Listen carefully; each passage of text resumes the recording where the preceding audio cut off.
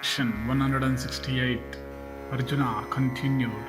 Then at places eulogized by the Maharshis, I proceeded at length, beheld the ocean, that inexhaustible lord of waters. And like unto flowing cliffs were seen on it, heaving billows, now meeting together and now rolling away.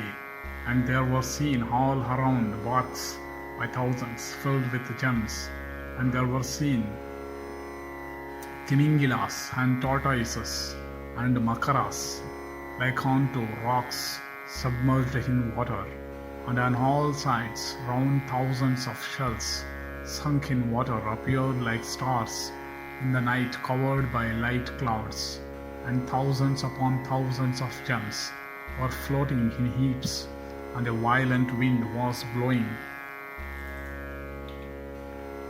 about in whirls. And this was wonderful to behold. And having beheld that excellent Lord of all waters with powerful tides, I saw at a short distance the city of the demons filled with the Dhanavas, and even there eftsoons entering underneath the earth, Matali, skilled in guiding the car, sitting fast on the chariot, drove it with force, and he dashed on, frightening that city with the rattling of his chariot. And hearing that rattling of the chariot, like unto the rumbling of the clouds in the sky, the Dhanavas, thinking me to be the Lord of the Celestials, became agitated, and thereupon they all, frightened at heart, stood holding in their hands bows and arrows, and swords, and javelins, and axes, and maces, and clubs. Then, having made arrangements for the defense of the city, the Dhanavas, with minds alarmed, shut the gates so that nothing could be discovered. Thereupon, taking my shell, Devadatta, of tremendous roars, I again and again winded it up with exceeding cheerfulness, and filling all the firmament, those sounds produced echoes. Thereat mighty beings were terrified, and they hid themselves.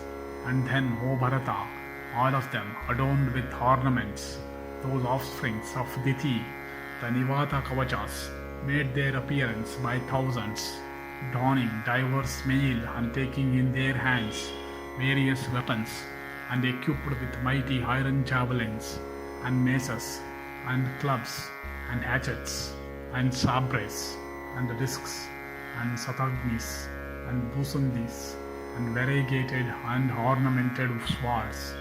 Then, after deliberating much as to the course of the car, Matali began to guide the steeds on a piece of level ground, O foremost of the Bharatas, and owing to the swiftness of those fleet coursers conducted by him, I could see nothing, and this was strange.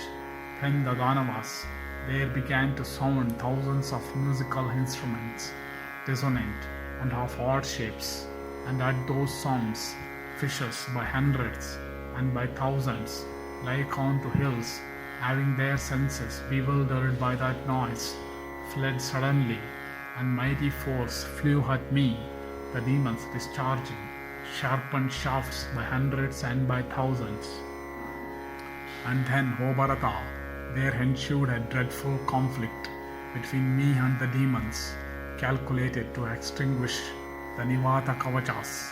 And there came to the mighty battle the Devarshis, and the Dhanavarshis, and the Brahmarshis, and the Siddhas, and desirous of victory, the Munis eulogized me with the same sweet speeches that they had eulogized Indra with at the war which took place for the sake of Tara.